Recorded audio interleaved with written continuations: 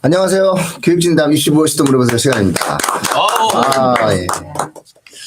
저는 진행을 맡고 있는 민우입니다. 예, 입시킬러 레오입니다. 네, 국어과 고등부 강사 이메림입니다. 수학의 아침 영통 캠퍼스 박지용입니다. 이제 이런 식으로. 우리 패널들은 자기 학원 이름을 얘기를 안 하더라고요. 지금 역시 그 훈련이 잘 되시는 어딜 가도 어떤 훈련이 잘 되는 학원. 어쩌다 한번 나오는 기회. 어제 민우님 라이브 방송 너무 잘 들었어요. 예, 항상 100명 이상의 분들이 실시간 시청해 주셨고요. 그다음에 당일 자체 한 500명? 바로 이제 그 조회수. 그래서 실시간 설명했는데, 저도 봤습니다. 감사합니다. 뜨거운 분위기에서 진행되는 것을 봤습니다. 그냥 적절히 뜨겁지. 그때 한 3,000명까지도 된 적이 있어서, 저희가 한번 실시간 설명회 할 때 한 3,000명 정도 항상 이제 들으시는 분들이 현장에 오신 학부모님들도 계셨던 것 같은데. 예. 너무 좋더라고요. 네, 저희 이제 학부모님들하고만 좀 뭐라도 좀 나눠드릴 수 있게. 자, 오늘은 논술이죠? 그렇죠. 예, 논술에서 우리가 박지원 선생님 또 모셨죠? 예. 논술의 대가시죠. 논술은 또 좀. 근데 요즘은 원래 이제 박재원 선생님은 과학 논술이셨거든. 네네. 자, 오늘은 논술전형입니다. 고려대가 2025학년도에 논술을 부활하고 이제 시작이 돼서 논술이 이게 또 확대되는 건 아니냐. 이러한 또 궁금해 하시는 청취자분들 많을 것 같아서 오늘은 또 이렇게 논술에 대해서 또 보는데, 작년에 저희가요, 박정훈 선생님하고 저하고 이제 작년이죠. 작년에 이제 그 논술에 대해서 찍었는데, 그때 주제가 뭐냐면 2023학년도 연세대 중앙대 논술 빵꾸 가능성 크다라고 했는데, 그게 적중했죠? 네. 적중해갖고 지금 연세대 같은 경우 2023학년도에 논술 전형에서 정말 역대급 있을 수 없는 경쟁률이 나와. 특히 화학과도 그랬고 사회기반 시스템도 그렇고 17대 1이라는, 보통 이 논술 전형하면 40대 50대 많게는 서강대 같은 경우 기본 100대 1 넘는 거, 의대도 아닌데 100대 1 넘는 건 그냥 당연하다 생각했는데, 연세대가 23학년도에 최저의 경쟁률이 나왔던 거를 저희가 경쟁 접수 전에 저희가 방송을 찍고 그거를 적중시킨 거죠. 그랬던 원인 중에 하나가 그렇게 예상했던 이제 근거는 과학 논술 보던 이제 건국대나 성대가 다 빠져나가고, 그렇죠. 연세대하고 중앙대만 남게 되니까 거기다가 나오는 내용이 과탐2 내용도 나오는데 3학년들은 성취도 평가로 바뀌고 하는 상황에서 이걸 준비를 하는 상황이, 준비를 했을 때 학생이 얻을 수 있는 페이브가 너무 적어지니까 거기다 수능 이전의 시험을 보고, 그래서 아무리 학생들한테 로망인 대학이라 하더라도 경쟁률이 그렇게 높아지지 않을 것이다, 이렇게 예상을 했던 건데 그게 우연히 맞지 않았나. 이거 우연이라는 모든 우연은 어떤 예측과 추세에 대한 판단이죠. 네. 특히나 이제 학생들이 인풋과 아웃풋에 대한 준비를 하는 과정에서 아무래도 새롭게 과학을 해야 된다는 부담감. 그렇죠. 네. 그래서 좀 수요 자체의 어떠한 감소. 그렇죠. 그리고 2개 학교만 할 거라면은 사실은 하기가 좀 어렵죠. 그렇죠. 아이들 거기다가 입장에서. 만일에 3학년 때 과탐2가 이제 상대평가 시절에는 공부를 연세대 정도 쓸만한 애들은 공부를 2 과목을 제대로 했었는데, 성취도 평가로 바뀌니까 이제 공부를 제대로 하지 못했으니까 학생들 스스로 이제 자기가 자기 벽을 쳐서 안 되겠다, 이렇게 생각하는 애들이 많아졌다, 이렇게 봐야 됩니다. 그 상황은 올해도 여전히 유효한 상황으로 가지 않을까. 중대는 또 빠졌잖아. 중앙대가 빠졌으니까 한계 대학 그렇죠. 연대 보고 과학논술 준비해야 되는데, 과학논술 비중이 100점에 40점이기 때문에 이걸 그냥 버리고 갈 수도 없고 하긴 해야 되는데, 이걸 준비하려니까 수능하고 부담이 되고 이런 여러 가지 복합적 요인 때문에 작년에 경쟁이 낮아졌다고 해도 올해 다시 뛰는 일은 벌어지지 않을 것 같아. 이게 맞을지 잘 모르겠지만 어쨌든 올해도 작년 경쟁률 비슷하게 나오지 않을까 이렇게 생각합니다. 맞아요. 그 역시 뭐 준비 안 한 과학 논술을 준비하지 않으면 힘든 거잖아요. 근데 과학 논술을 준비하는 과정이 너무 부담스러운 거예요. 그렇죠. 그 투 내용까지 들어보는 네. 그런 상황이니까. 수능 체제는 어떤가요? 수능 체제가 없으니까. 예. 네. 연세대만. 네. 네. 연세대는 수능 체제가 이제 없어서 학생들 이제 수시 원서 쓸 때 상담을 해보면 연세대는 여러 가지 요인으로 학생들이 부담스러워한다. 수능 이전에 시험을 보는데 시험 보러 가야 되느냐. 첫 번째. 두 번째는 정말 최상위권들은 연세대 납치될까봐 시험을 안 보는 이제 그렇죠. 경우도 있고, 선생님 제가 무슨 연세대입니까? 그래서 아예 지뢰급을 먹고 이제 빠진 애들도 있고, 여러 가지 사유 때문에 연세대는 올해도 여전히 그렇게 되지 않을까. 내년 25년도에 고려대가 아주 한 7, 8년 고려대가 논술을 하던 시절에는 연세대와 고려대가 서로 수능 앞으로 갔다 뒤로 갔다 앞으로 갔다 뒤로 갔다 이렇게 막 한 적이 있었고. 같은 달에는 안 했다. 네, 그러니까 이제 앞으로 가는 게 좋아 보여서 같이 앞으로 갔다가 앞으로 가니까 발표 늦게 하는 대학은 뒤로 가고 뭐 이런 일이 있었는데 아마 25년도에 고려대가 논술 시작하면 연대 고대는 또 그런 일을 또 벌이지 않을까 싶기도 합니다. 오늘 뭐 되게 많이 준비를 해보시는 것 같아요. 아니요, 전혀 안 했어요. 뭐 이렇게 뭐 많이 준비. 그래서 2024학년도 논술부터 한번 좀. 제가 인문 논술은 네. 쌤이 하실 거죠. 제가 뭐 전체적으로 얘기하면 24년도에 논술 보는 대학은 이제 38개 대학이고,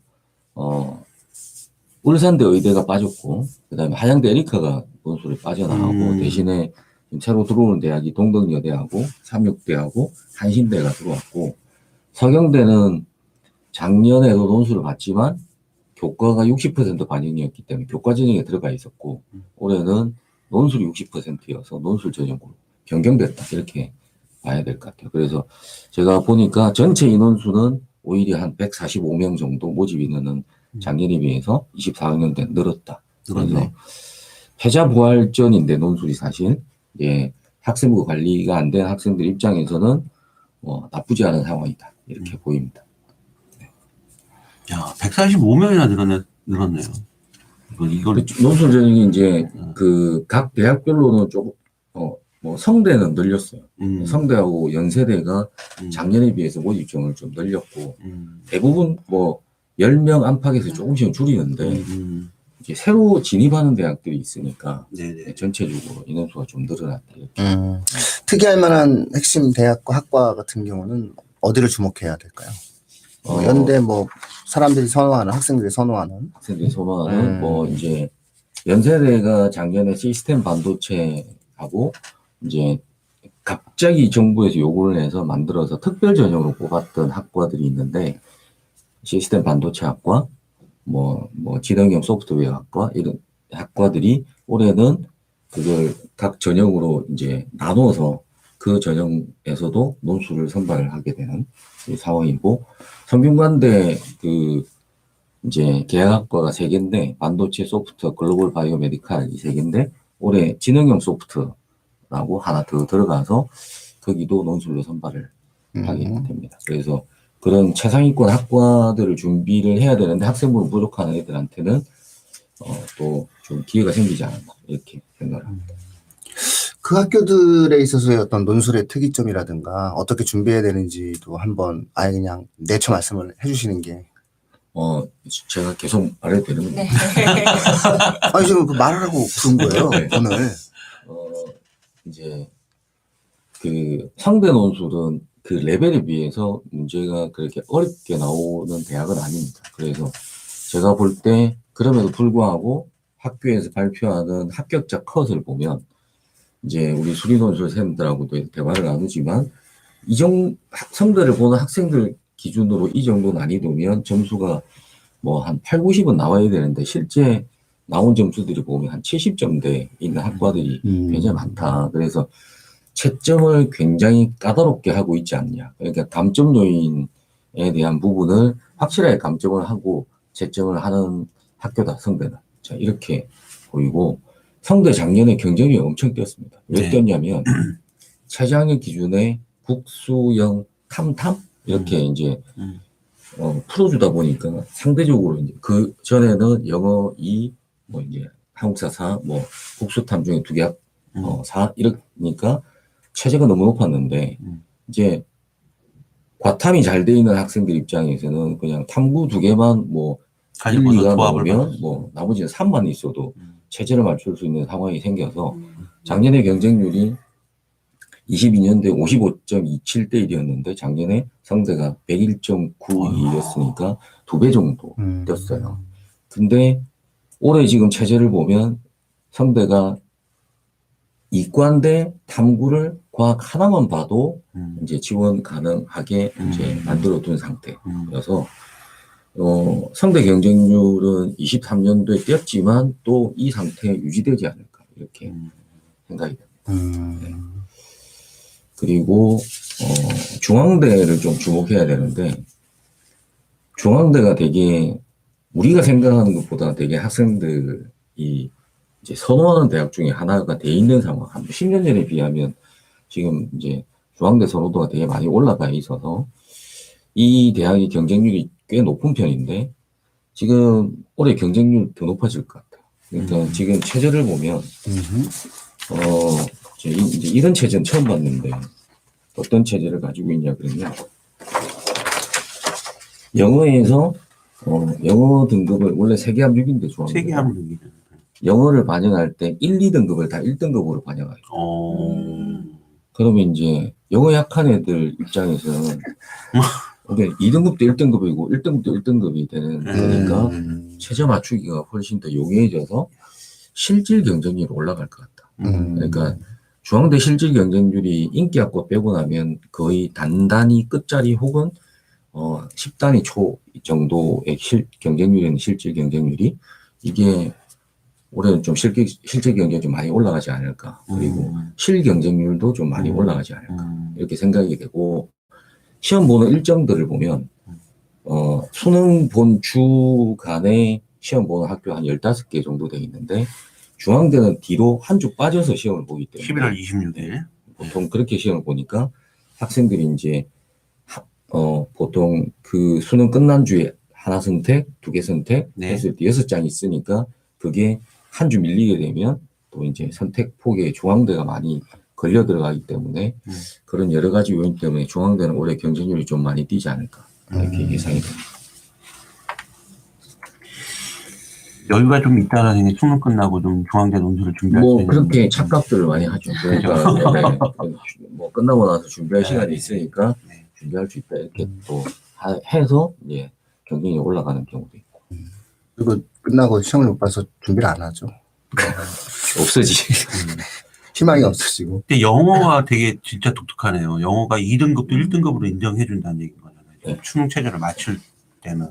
그러면 이제 아까 말씀드린 게 이제 최초 원서 접수, 중앙대 원서 접수 경쟁률도 올라가지만 실제 경쟁률이라는 건 수능 체제를 맞춘 아이들에 대한 경쟁률을 말하는 거예요. 그것도 올라갈 수 있어요. 올라갈 것 같아요. 뭐 안성 같은 경우에는 2합 5였다가 2합 5인 시절에는 22년도에 식품영양학과 실제 경쟁 0.9대 1이었으니까 구멍이 난 거죠.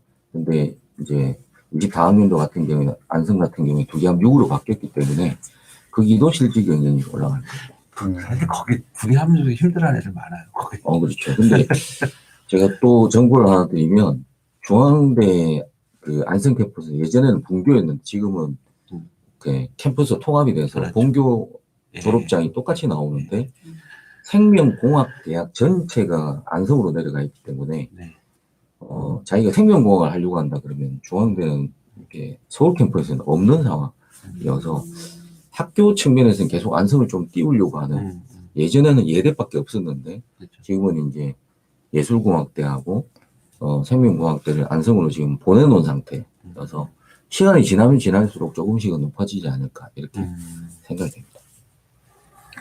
또 하나 더 있습니다. 네. 이대가 약대를 논술을 보지 않다가 논술로 5명을 선발을 하는 24년도에 최저가 너무 높아요. 네. 4, 5. 얘기하고. 그래서 이대는 최저만 맞추면 그냥 무조건 합격하지 않을까. 근데 내기하고 오면 정시로도 가지 않나요? 그러니까 가천대 그 의대랑 비슷한 거 아닌가요? 처음에 가천대 의대랑? 거의 납치 수준으로 데리고 가려고 하는 네. 상황이니까. 네. 그래서 어쨌든 여학생들 중에서 4개 합 5를 맞춘다라고 하는 쉽지 것은 않죠. 자연계에서 뭔가의 어떤 수학의 인사이트가 확고하게 갖춰진 학생이라는 건데 정시로도 갈 수 있지 않을까 싶은데. 뭐 제 생각도 그렇습니다. 네. 충분히 가지 않을까. 4개 합 오면은 뭐 거의 정시로 의대랑 지방의대로 가죠. 약대랑 뭐 지방의대로 이렇게 가죠. 서로 선택해서 아름답게 선택할 수 있는. 그렇죠. 네. 한 보면 이렇게 수능 최저를 보면은 그 대학의 어떠한 니즈가 확실히 보여요. 네. 이대는 조금 눈에 확 보이네. 네. 그래도 아랑곳하지 않을 것 같은데. 근데 사실상 공식적으로 이런 얘기 해도 되는지 모르겠지만 하지 말까? 아, 해도 이러면 많이 넣으셨네 방송. 정시 레벨로 봤을 때 이대가 4, 5라는 것은 사실상 사람들한테 우리 학교가 이 정도 대단한 학교라는 착각을 불러일으킬 정도다. 이런 네. 생각이 좀 듭니다. 그렇죠.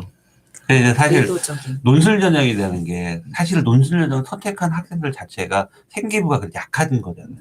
그러니까 일반고 기준으로 봤을 때 내신이 보통 3등급 밑으로만 내려가더라도 사실상 학종이라든지 교과를 쓰기가 힘든 거잖아요. 그러니까 예를 들어서 일반고 학생이 사실적으로 뭐 3.5 내지 4 이렇게 된 학생에서 이게 약대 4개 합오를 맞춘다 수능에서 이거는 되게 불가능한 거예요. 물론 4개 합도 되게 높지만 다른 뭐 3개 합육이라든지 2개 합오, 2개 합사, 2개 합육 이것도 사실 논술 전형을 치르는 학생들 입장에서 봤을 때 되게 힘든 체제라고 볼 수가 있는 거죠. 그래서 많은 사례도 가지고 계시잖아요. 그렇죠. 중앙대가 이제 22년도에 4, 5였는데 그 최저가 네. 약대 실질 경쟁률이 원래 경쟁률이 147.3대 1인데 네. 실질 경쟁률이 3.1대 1이에요. 그러니까요. 그거 보세요. 그러니까 중앙대가 그 정도였으니까 뭐 이대는 뭐 더 하죠. 실제 경쟁률과 최대를 맞추는 애들이 3.1밖에 안 나다는 거잖아요. 3.1 정도면은 그거 맞춘 다음에도 다른 대학교 가고 뭐 그래서 애들 빠져나가는 애들. 한 바퀴 돌리고 하면은 그러니까 맞추면 이제 붙었죠. 제가 볼 때는 사실 정시로 의대를 그러니까 의대가 논술 경쟁이 높아서 이거 로또 아니냐 써봐야 되겠냐 이런 생각들을 많이 하고 있는 것 같은데 그 말은 맞는데 반대로 또 생각을 해보면 정시로 의대를 가면 얼마나 수능생이 잘 나와야 가는지를 감안을 해보면 정시로 그 의대를 가는 만큼 논술로 가는 걸 비교를 했을 때 논술 경쟁률이 높아서 이게 힘들다 하는 건 비교 대상이 안 될 수도 있다 이런 생각이 듭니다. 네, 상위권 대학의 경우에는 뭐 단순 비교 대상이 될 수가 없겠죠. 왜냐면은 고득점을 하려면은 수많은 애들을 경쟁으로 이기고 올라가야 되는데 거의 뭐 100명 중 1등? 그렇죠. 그것이 또는 100대 1이잖아요. 근데 사실 또 수능에서 뭐 메이저 의대를 가기 위해서 틀린 개수 이르면 2개, 하나, 뭐 선택 잘못하면 하나 써도 뭐 예비번호 나오는 상황이니까 그런 거 감안하면 수능에 1개 틀리는 게 더 가능성이 있어. 논술 100대 들고 가는 게 더 가능성이 있어. 어려운 건 마찬가지다. 네, 그래. 오늘은 댓글들을 많이 또 안 달아주세요. 질문해 주셔도 됩니다. 논술에 대해서. 오늘은 댓글을 다실 수가 없는 거예요.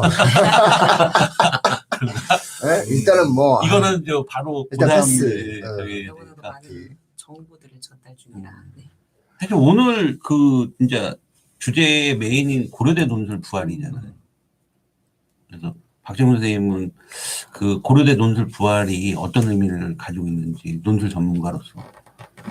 제가 논술 수업을 잘하진 못했지만 아마 대한민국에서 논술 수업을 제일 오래 한 사람 중에는 하나인데 제가 처음 논술 시장에 들어왔을 때 논술 보는 자연계에서 논술 보는 대학이 5개 있어요. 고려대, 중앙대, 이대, 성대, 동국대. 서울대도 옛날에. 서울대는 2008년도였고 그 이전에 이미 이 대학들은 수시에서 논술을 보고 있었는데 이 중에 성대하고 동국대는 과학 논술을 보고 있었고 고려대 중앙대 이대는 자연계도 언어 수리 논술을 보고 그러니까 인문계는 언어 비중이 높고 자연계는 수리 비중이 높은 이런 형태의 논술을 보고 있었기 때문에 사실상 논술 시장은 고려대가 주도를 하고 있었다 이렇게 봐야 되고 이제 고려대가 주도권을 뺏긴 건 서울대가 정시에서 논술하면서 논술이 보편화되고 이제 그 시간이 지난 뒤에 이제 연세대도 논술을 막 실시하게 되고 이런 과정에서 이제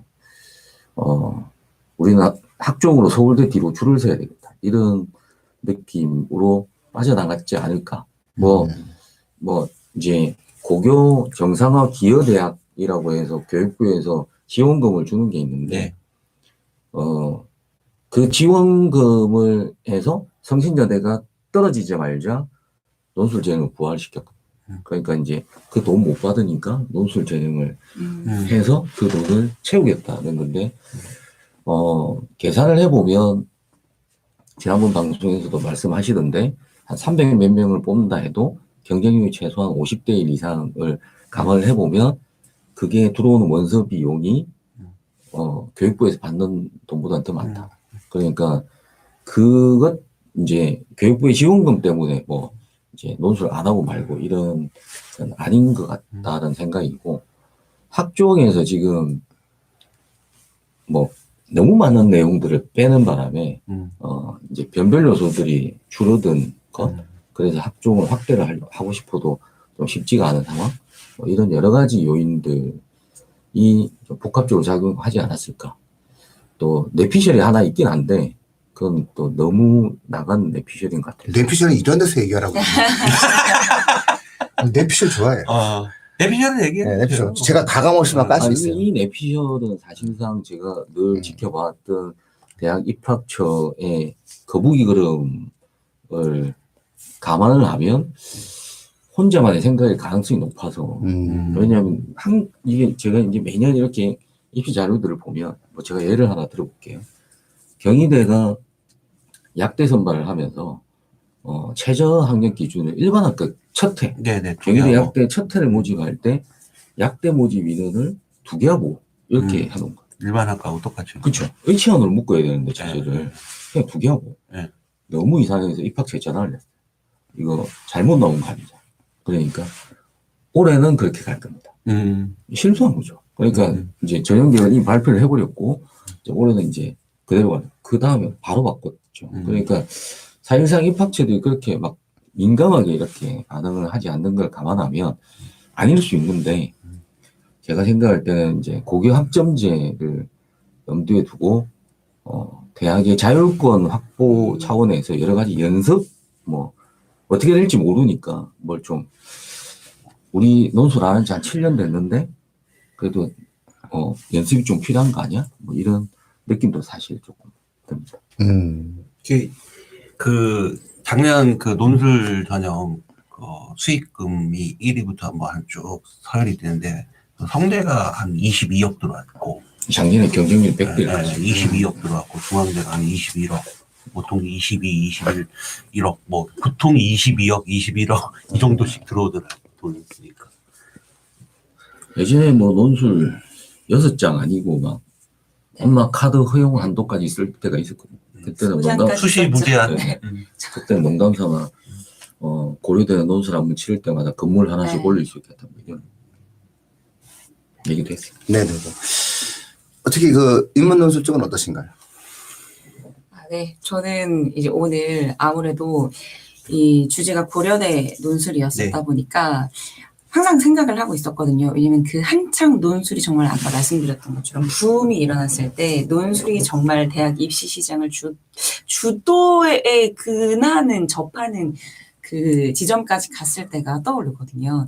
근데 그 2000년대 후반, 2010년 초반 요 시기를 지나면서 이제 논술 시장이 점점 없어질 것이다. 그리고 논술의 하락세, 논술의 폐지까지 저희가 좀 교육 진담에서 조금씩 다뤘던 그 기억들이 있습니다. 그런데 이번에 그 7년 만에 2018년 이후로 처음으로 고려대가 논술을 부활시키면서 이 고려대라고 하는 대학교가 미치는 영향이 입시생들, 그리고 학부모님들, 그리고 다른 또 수도권 학교 그리고 비수도권 학교에까지 영향을 미치는 부분이 있지 않을까 이 생각을 좀 고민을 하면서 오늘 이 자리에 왔습니다. 특히 그 이번에 좀 334명을 2025년도부터 고려대가 뽑기는 하는데 그 저는 이 최저 학력을 보면서 좀 그 아까 대표님께도 말씀하셨던 것처럼 4개와 8인데 경영대학은 4개와 오더라고요. 그 최저합이. 그래서 이거는 분명히 좀 의도적인 바가 있었을 것이다 라는 생각이 들고 이제 인문 그리고 경영대, 상경대 학생들 중에서 우수한 학생들을 서울대와 연대에 좀 뺏기지 않겠다라는 좀 의지가 보이는 부분이 있었습니다. 그래서 저도 여쭤보고 싶었던 부분이었어요. 확실히 이 고려대에서 이 학교 차원에서의 좀 여러 가지 실험적인 것들 그리고 또 뭐 금전적인 부분도 있을 수는 있겠지만요. 이 개별적인 차원으로 시작이 된 고려대 논술 전형의 부활이라고 하더라도 입시 시장에 이 고려대 논술이 어떤 영향력을 앞으로 25년 이후로 끼쳐나갈 것인가에 대한 생각을 좀 저희 시청자분들께서도 궁금해하실 것 같아서 그런 걸 좀 여쭤보고 싶었습니다. 경영대학이 4개와 보면 아마 2025학년도부터 수학이 고려대는 수학이 미지정이거든요. 그러니까 이과, 지정 네. 없이 다 확통 학생들도 네. 그러다 보니까 아무래도 수학이 좀 신경을 쓴 거죠. 그러다 보니까 체제를 높여버린 거죠. 4개 하고까지. 아니, 일단, 뭐, 제가 생각할 때는 연세대하고 같이 가지 않겠다. 뭐, 연세대는 체제가 없는데, 고려도 체제가 없으면 이거 따라하는 거 아니야? 이런 느낌은 절대 싫으니까, 일단 우리는 다른 방향으로 가겠다. 뭐, 이런 것도 있지 않을까. 논술은 하고는 싶은데, 논술을 가지고 학생을 선발하는 방식에서 우수 학생들을 선발하는 변별성, 자체 내 평가 시스템, 이런 것들이 아주 구축되기 전이기 때문에 수능 체제로 보정을 하겠다는 거죠. 사실 4개 영역하고 오면 정시랑 똑같은 거 아니에요? 네. 그렇죠. 네. 그러니까 정시랑 똑같은 조건을 갖다 놓고 뽑은 거니까. 제가 고려대 논술 역사에 대해서 잠깐 말씀드리면, 이제 논술로 뽑으니까 사람들이 제일 걱정하는 게 뭐냐, 그러면 그게 공정하게 뽑는 거냐, 보는 사람마다 다르지 않느냐, 이런 우려를 잠재우기 위해서 고려대가 그 논술 첫 해에 채점을 어떻게 했냐면 5명이 채점을 하고 제일 성적 높은 것, 낮은 것을 피겨스케이팅처럼 빼고 이 나머지 3명의 점수를 학생한테 부여를 했거든요, 평균. 그걸 1년 하고 말았어요. 해보니까 이게 사람이 할 짓은 아닌 거죠. 그 수많은 장을 교수들이 붙어가지고 말도 안 되는 글들을 읽어가면서 채점하는 게. 그래서 그 다음에는 고려대가 어떻게 했냐면 체크리스트를 20개를 만들어서 학생이 이제 이 체크리스트에 있으면 체크, 안 들어있으면 이제 체크해서 체크된 점수를 부여를 했어요. 그것도 1년 하다 말았어요. 이제 해보니까 논술하고 이제 부합되지 않는 맥락이라는 것들이 있는 건데 글이 들어가 있고 안 들어가 있고 이것만 가지고 채점을 하니까 이게 아니구나. 그래서 지금 대부분의 대학은 채점을 어떤 식으로 하냐면 2명이 채점을 하는데 그 점수가 10점이면 레인지를 정해놨어요. 10점, 100점이면 레인지가 2점 이러면 그 한 명이 8점, 6점 이렇게 가면 학생은 7점이 가고 아니면 한 명이 8점, 한 명이 5점 이렇게 가면 둘이 협의 채점하는 대학도 있고 출제자가 그 답안지를 다시 채점하는 대학이 있어요. 그래서 논술 채점 이런 식으로 지금 이루어지고 있다. 이렇게 알고 계시면 도움이 될 것 같고 제가 이런 얘기를 하는 이유는 논술 답안지는 보는 사람에 따라서 점수를 다르게 줄 수도 있다. 그러니까 OMR 카드가 채점을 하는 게 아니기 때문에 그래서 가급적 성의 있는 답안을 작성을 해야 될 필요가 있다. 우리 학생이 좀 많이 애썼구나 이런 느낌들이 답안에서 좀 많이 드러나는 게 무조건 답만 맞췄을 때 예를 들어서 답이 이과는 답을 맞춰요. 지금은 또 바뀌었어요. 그러니까 예전에는 우리 성대 물리학과 교수님이 논술 특강에 나와서 자기 에피소드를 얘기를 해줬는데 뭐라고 했냐면 학생이 답을 맞췄더라. 근데 풀이 과정이 하나도 없이 그냥 답만 답안지에 딱 적혀 있어서 아 이거는 컨닝이 되지 않는 상황에서 이 답을 맞췄다는 건 학생이 분명히 풀었다. 풀지 않고 이걸 답을 맞출 수가 없다. 그래서 채점위원들하고 협의를 해서 이 학생 시험지를 뒤져서 거기에 풀이 과정이 있으면 점수를 주자. 이렇게 협의를 하고 시험지를 뒤졌는데 시험지도 없어. 백지 상태. 그래서 0점 처리할 수밖에 없었다. 이렇게 얘기를 했죠. 머리로 풀 수도 있잖아. 어. 머리로 근데 지금은 안 그래. 지금은 이게 채점 기준표를 보면 답에도 점수가 부여되어 있어. 그러니까 뭐 정답에 몇 점 이렇게 돼 있기 때문에 예전 같으면 그 학생이 몇 점을 받았을 거야. 지금 같으면. 근데 그때 점수를 안 준 거는 답은 맞췄어도 또 부정행위에 대한 염려 때문에. 뭐 그런 것도 있을 수 있지만 어쨌든 논술의 취지에 어긋나는 거니까. 그렇죠. 네.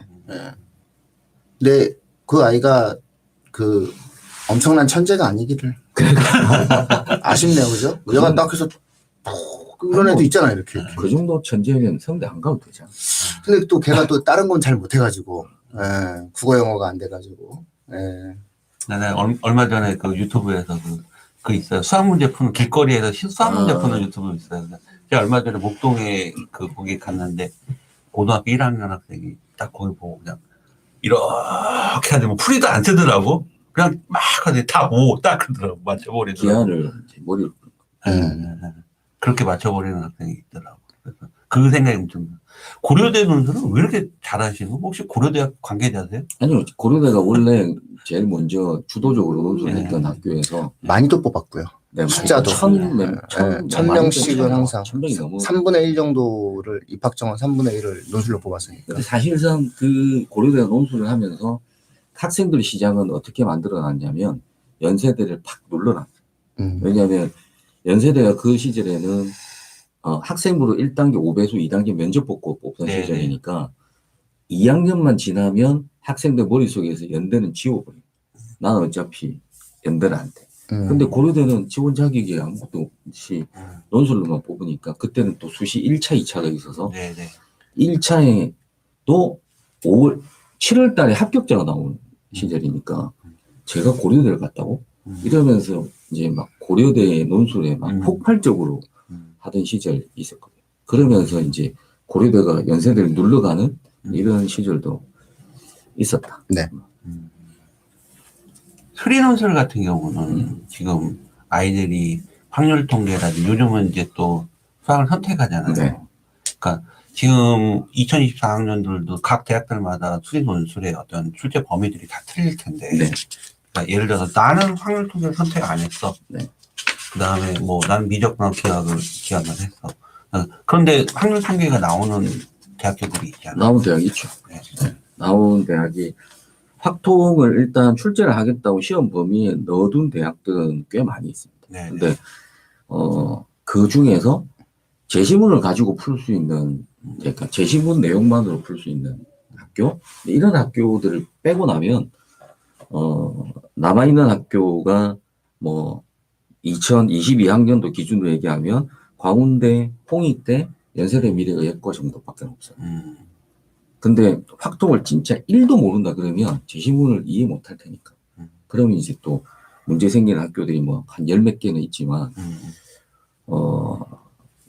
수하에 보면 순열조합도 있기 때문에 중앙대 항상 수리 1번 문제는 경우의 수 관련된 문제가 나오는데 그게 수하에 있는 순열조합 정도의 경우의 수로 나오니까 크게 문제는 없다 이렇게 보이고 물론 이제 왜냐하면 이과생들이 수능을 확통을 안 본다는 걸 대학 관계자들도 알고 있기 때문에 확통으로 변별할 만한 문제를 좀 쉽게 내지는 않는다.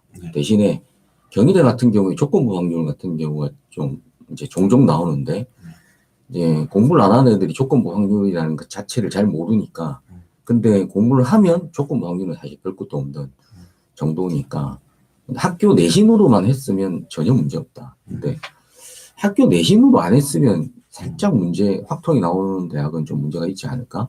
특히 여대들은 확통을 좀 내기도 하니까 그런 점은 좀 원서 쓸 때 고려를 좀 해야 될 필요가 있다.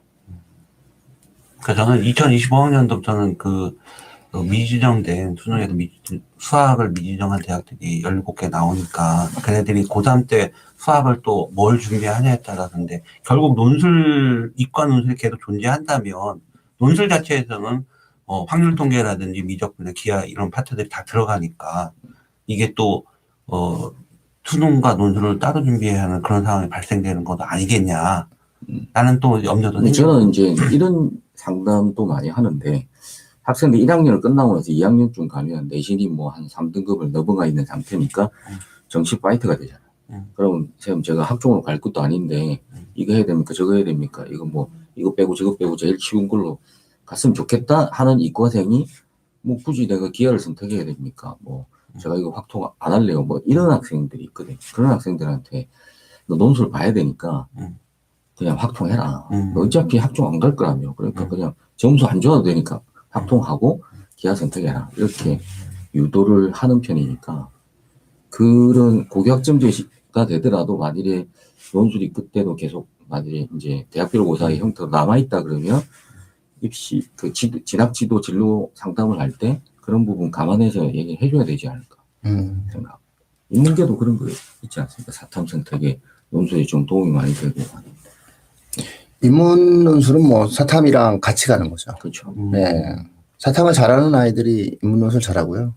인문 논술이야 뭐 이렇게 표현하면 뭐하죠. 확률 통계 잘하면 굉장히 희망이 크다. 그죠. 네? 확률 통계 잘하면 뭐 대단히 희망이 있다. 상경 계열은 수리 논술 파워가 그쵸. 크기도 하니까. 예, 아니 그리고 뭐 도표를 해석한다거나 표를 해석한다거나 어떤 부분에 대한 인사이트를 표현해내는 과정에서 뭐 그리고 연계성이 많이 나오죠. 사탐 연계적인 문제들이 많이 나오고 어차피 사회 이슈를 다루다 보니까 해당되어지는 교과 과정 자체에 대한 질문이 나올 수밖에 없겠죠. 그리고 교육부가 어쨌든 평가에 있어서 논술에 대해서는 항상 들여다보잖아요. 그렇죠. 얘가 고등학교 과정 범위 내에서 출제했느냐 안 했느냐를 항상 들여다보기 때문에 대학 입장에서도 어쨌든 연결되어지는 고리를 사탐 교과에서 낼 수밖에 없는 구조가 있어요. 그래서 대체적으로 인문 논술은 그 논술을 잘 쓰는 애들이 기본적으로 뭐 전체적으로 수능이라든가 이런 부분들에 대한 기본기가 좀 탄탄할 수가 있겠죠. 야, 이제 뭐, 네? 시간이 다 이제 되고 있습니다. 시간 다 되고 있나요? 아니, 뭐 이렇게 차분해? 간만에 만나서 사람을 막 차분하게 만드는 재주가 있어요. 이제 생활 2천원 끼면 이게 항상 엄숙해지더라고요. 간만에 만났는데, 사람이 좀 여유로워지시고 그러셨어. 그분이 말씀해서 벌써 시간 40분 이상을 끌었어. 근데 어떻게 그 준비하는 애들은 많아요? 논술 요즘에? 아니요. 이게 이제 사실상 논술 모집 인원 숫자가 줄지 않았음에도 불구하고 대중들은 어떻게 인식하고 있냐면 아직도 논술이 있어요. 뭐 이런 맞아요. 고3에서도 그런 얘기들을 하니까 내년엔 모르겠지만 올해는 있으니까 준비를 해야 된다고 하는데 네. 워낙 수학학원들에서 이제 네가 무슨 수학도 못하는 게 무슨 논술 이런 얘기들이 너무 많이 나가서 상반기에는 이제 좀 학생들이 해야 되는 그러니까 입시적으로 보면 준비를 해야 되는 학생인데도 불구하고 좀 많이 미뤄가는 경향이 좀 많이 있습니다. 안타깝습니다. 많이들 안 하는구나. 네. 네, 알겠습니다. 방송을 보고 좀 많이들 하셔야 되는데, 그죠? 그러니까 이제 제가 이제 6편 끝나고 나면 이제 설명회를 하지 않습니까? 하면 설명회를 듣고 학부모님이 지금 논술해도 늦지 않습니까? 이렇게 물어보신다고. 그럼 제가 늦었어요. 이렇게 얘기할 수는 없잖아요. 느낌 늦었는데. 아니, 은근히 유머가 늦었어. 아니, 늦었어요. 이렇게 얘기를 할 수는 없으니까 지금이라도 해야 되지 않겠습니까? 이렇게 이제 하는 거고. 사실은 늦은 거예요? 아니, 그러니까 그런 늦었다 이르다라고 말을 할 수는 없죠. 그렇죠. 그러니까 케이스 바이 케이스, 애들에 따라 다르죠. 그렇죠. 확률적 좀 솔직하게 얘기하면 확률적으로는 좀 합격률이 떨어질 가능성이 있죠. 왜냐면 준비 기간이 짧으니까. 근데 이제 겨울 방학 때는 이렇게 얘기하죠. 지금 꼭 해야 됩니다. 그래야 합격률이 높아집니다. 이렇게 얘기하는데 6월 설명회 끝나고 나서 지금 하면 합격률이 떨어집니다. 이렇게 얘기할 수는 없죠. 지금이라도 해야 됩니다. 이렇게. 그렇죠. 연습을 하는 것과 연습을 하지 않는 것은 천지 차이. 어마어마한 차이가 있어요. 그 말씀 한번 해주세요. 논술, 이과 논술에서 정말로 이게 생각지도 않았던 애들이 붙는 경우 많잖아요. 예를 들어, 많죠. 8, 1, 아니 뭐, 5, 3. 그것도 그렇지만 뭐, 예를 들어서 그 얘기 많이 좀 해주세요. 뭐, 보고 나서 잘 봤어요. 그 다음에 어려웠어요. 이제, 경희대가 교육부 압박에 이제 2018년도 같은 경우에 문제를 엄청 쉽게 내서 합격자 평균이 92? 논술이 사실 합격자 평균이 90이라는 건 말도 안 되는 건데 그 시절에 화학과가 합격자 평균이 96.7이었던 시절에 그때 합격생이 있는데 제자 중에 얘가 시험 보고 나와서 이렇게 얘기를 했어요. 안 될 것 같아. 이렇게. 근데 왜? 이러니까 문제가 너무 쉽게 나왔어요. 그래서 안 될 것 같아. 이게 정말 논술을 정상적으로 준비한 학생들. 근데 대부분의 학생들이 이랬을 거예요. 전화해서 엄마한테. 엄마 나 잘하면 될 것 같아. 그러면 다 떨어졌을 거예요. 왜냐하면 문제 그 합격 수기에 그 시절에 합격 수기를 읽어보면 학생이 뭐라고 써놨냐면 문제가 너무 쉬워서 당황했다. 그래서 이걸 어떻게 써야 될지 고민하다 보니까 나중에는 시간이 모자라서 큰일 날 뻔했다. 이런 수위가 적혀 있어요. 그러면 이제 문제가 그러니까 학생이 문제를 딱 보고 아, 이 문제가 쉽구나. 그러면 이게 변별이 이게 디테일한 데서 벌어지겠구나라는 생각을 하면 그게 맞춰서 좀 서술을 해줘야 되고 어떤 경우에 이제 문제를 잘못 내면 인하대 22년도 1교시는 합격자 평균이 30점대. 그 이유가 있습니다, 사실은. 왜 30점대인지. 의대가 같이 시험을 보는데 의대 문제를 따로 안 내거든요. 그러니까 그 시험 보는 애들 그 의대 빼고 나머지 다 피해자죠. 그러니까 그 의대는 합격자 78점인데 나머지 일반학과 기준은 30 몇 점이었어요. 이제 그런 시험지는 학생들이 받으면 어떤 느낌이냐면 이 대학은 안 갈래. 뭐 이제 안 되겠다. 뭐 이제 이는 자포 상태가 되는데 그럴 때 이거 무조건 한 줄이라도 더 써야 돼라고 덤빈 애들은 이제 합격을 하게 돼요. 그렇죠. 학생들 멘트하고 좀 많이 다른 것 같아요. 그러니까 쌤 될 것 같아요 이러면 대부분 안 되고 쌤 안 될 것 같아요 이러면 되는 경우가 많고 될 것 같은데 안 돼요 하는 애들은 출제자 의도에 맞게 쓴 게 아니고 본인 의도에 맞게 쓰고 나왔으니까 자기가 생각했을 때는 완벽하게 쓰고 나온 것 같은 느낌. 본인 생각이죠. 그렇죠. 본인 생각이죠. 본인 생각이 많아. 학설을 만들잖아요. 이론을 만들고. 인문논술 쪽이 오히려 자연계 논술보다는 더 심한 것 같아요. 그런 애들 많아요. 네. 새로운 학설을 만들고. 사실 인문논술 같은 경우에는 이게 수리논술이나 과학논술처럼 문제를 풀어서 답안을 작성해서 그 답안에 알맞게 가야 된다라기보다는 얼마나 주어진 본문을 당신이 이해를 했고 요약을 잘했고 그리고 글로 풀어내는 능력이 어느 정도까지 도달하느냐를 물어보는 거잖아요.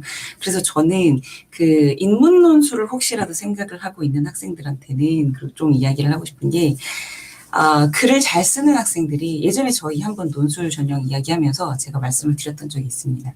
글을 잘 쓰는 학생들이 곳곳에 제야의 고수처럼 숨어 있어요. 그런데 공부는 못하는. 근데 그런 학생들 그리고 혼자서 취미 생활로 글을 쓴다든지 일기를 쓴다든지 에세이를 쓴다든지 소설을 쓴다든지 이런 학생들이 어머님 아버님은 모르시는 데 있거든요. 근데 그 학생들 분명히 논술 잘 씁니다. 네, 제가 실제로 제 제자들 중에서도 정말 공부를 안 하는 학생인데 왠지 모르게 이 학생이 글 쓰는 능력이 있는 것 같은 거예요. 은근히 가끔 이야기를 하다 보면은 막 뭐 이런저런 끄적끄적거리는 그런 게 있다 이런 얘기를 친구들끼리 하는 걸 들었거든요. 그래서 그 친구가 논술 전형에서 빛을 발했었습니다. 정말 이게 불가능할 것이다 라고 생각을 했는데 계속 막 추합 1, 서울 인서울 학교들의 추합 1번 받고 이런 것들을 보면서 물론 올해 재수를 해가지고 붙었어요. 네, 이번에 서울여대를 붙었습니다. 근데 그런 모습들을 보면서 그리고 사실 필력. 네, 필력이요. 그리고 내 생각을 글로 풀어내는 능력. 특히 이과 계열 학생들은 머릿속에 있는 답안을 써내는 건 잘하지만 그걸 문장과 글로 만들어내는 필력이 떨어지는 학생들이 굉장히 많죠. 많이 있기 때문에 그 능력을 혹시 우리 아이가 가지고 있지 않은지 우리 좀 어머님들께서 확인을 해주셨으면 좋겠습니다. 어머님들은 네. 모르시니까 네, 맞아요. 갖고 오세요. 어머님들 보시면 몰라요. 뭐 일단 다 글을 잘 쓰는 것처럼 보이는데, 근데 이제 필력이라고 이제 표현을 했는데 정확하게 그 인문 논술에서의 그런 부분은 문학 소년과 소녀들처럼 글을 잘 쓰는 개념이 아니에요. 그렇죠. 지금 우리 그 해림쌤이 말씀하신 그 필력이라고 하는 개념은 타인과의 언어적 소통력에 대한 네. 측면이에요. 그러니까 다른 능력이에요. 저는 네. 생각 논술은 소통이라고 생각. 네.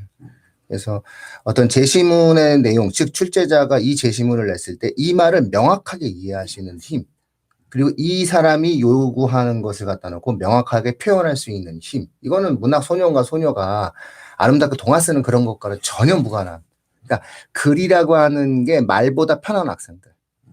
그러니까 무슨 오해가 생겼을 때 그냥 글 써서 딱 던지는 애들. 왜냐면 이게 더 편하거든. 예. 그런 느낌으로 이해를 하셔야 되는 것이지, 뭐, 이 소설을 잘 쓴다, 시를 잘 쓴다, 뭐, 이런 어떤 문학적 감성에 대한 어떠한 글로 네, 그 이해하시면 쪽은 안 된다. 네, 맞습니다. 예. 말씀드리고 싶습니다. 혹시 그 댓글 나와 있나요? 오늘은 없네요. 네. 다들 정보를 습득하시는 오늘 날인 공휴일이야. 것으로. 오늘 공휴일, 부처님 오신 날이에요. 아니에요. 대체 공휴일. 대체 공휴일이에요? 오신 날 대체 공휴일. 부처님 오신 날 대체 공휴일이요? 네. 그래서 대체 공휴일. 어쨌든, 그 요즘 근황 토크도 좀 하고 했어야 되는데, 그러니까. 예. 그리고 어쩌다가 또 영통까지 가신 거예요? 그러니까 말이야.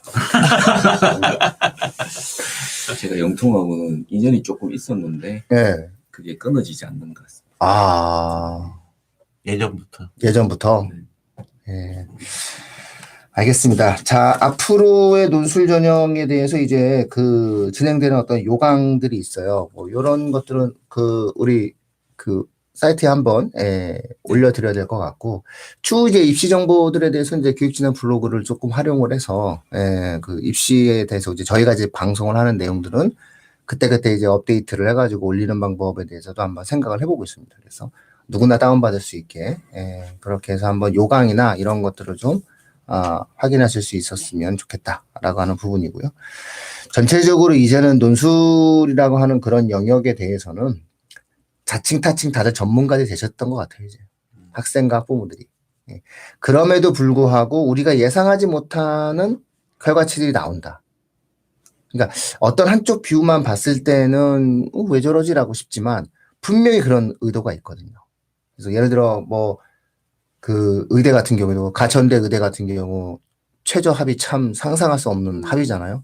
그걸로는 절대 정시보다 그러니까 본인들의 정시보다도 더 높은 최저합을 갖다가 말을 한다는 거죠. 그러면은 그렇게 발표하는 대학의 논술 전형은 다른 의도의 전형이 되는 거죠. 근데 중요한 건 그렇다고 해가지고 모든 과가 그렇지 않거든요. 그러니까 이대가 약대가 그런 것이지 나머지가 다 그렇게 4개 합 5 이렇게 처리는 하지 않잖아요. 그러니까 그런 것들에 대한 강약 조절을 하면서 내 아이가 지원을 하는 조건에 맞춰서 학교에 대한 포트폴리오를 짜시는 것이 필요하다라는 거고요. 앞서 우리 박지원 선생님께서 말씀하셨듯이 학생부 관리도 안 돼 있고 뭐 수능에 대해서 딱히 어떠한 압도적인 형태의 퍼포먼스를 발휘하기도 좀 어렵고 내신도 안 나오고. 근데 좋은 대학 가고 싶어. 네. 가고는 싶고. 그럼 뭔가 내가 지금 이 순간 노력하고 싶은 학생들이 모여있는 전형이 현재로서는 논술 전형이다. 이렇게 볼 수 있고요. 그러면 여기에 있는 아이들이 다양한 형태의 니즈를 갖고 있는 거고, 다양한 형태의 역할과 수준을 갖고 있는 거거든요. 이럴 때일수록 가장 진정성 있게 내가 대학이 요구하는 바람직한 인재로 거듭나겠다라는 순수한 마음을 갖고 한자 한자 최선을 다해서 글을 쓰는 연습을 한다라고 했을 때 오히려 의외의 결과가 나올 수 있다. 이런 말씀 해주셨던 것 같아요. 만나서 반가웠습니다. 네, 반갑습니다. 네네. 오랜만에 뵙습니다. 예, 오랜만에 뵙습니다. 예, 자, 그럼 오늘 요 정도 마치고요. 다음 주 또 방송을 이어서 다음 주에 진행하도록 저게 하겠습니다. 6평 방송입니다. 분석이에요. 6평 방송 하도록 하겠습니다. 네. 네, 마치도록 하겠습니다. 고맙습니다. 고맙습니다.